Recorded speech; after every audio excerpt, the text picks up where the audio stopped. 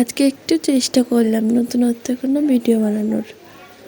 আজকে একটু পটল আলুর তরকারি বানাবো, সেটাই একটু চেষ্টা করছি ভিডিওর মাধ্যমে দেখানোর।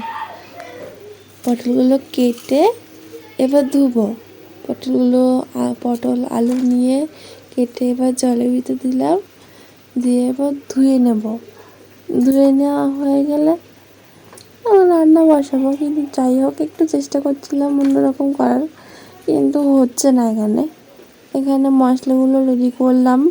এখানে আছে লঙ্কার গুঁড়ো, হলুদ, লবণ।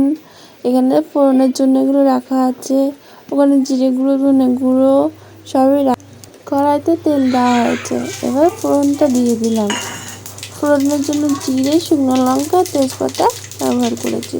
তোমরা যদি চাও অন্য কিছু ব্যবহার করতে পারো। এর ভিতরে মশলাটা দিয়ে দিয়েছি, মশলাটা কষে গেছে। এবার জিনিসগুলো দিয়ে দিলাম। আলু আর পটলটা আগে ভেজে তুলে নিয়েছিলাম। এবার নেড়ে চেড়ে একটু জল দিয়ে দেবো। জলটা দেওয়া হয়ে গেলে ঢাকা দিয়ে 5 থেকে 10 মিনিটের জন্য রাখবো। তারপরে আমাদের হয়ে যাবে তরকারি পটল আলু। এই যে রেডি আমাদের পটল আলুর তরকারি। নামিয়ে টামিয়ে বাটিতে একেবারে দেখালাম, এরকম এসেছে কালার।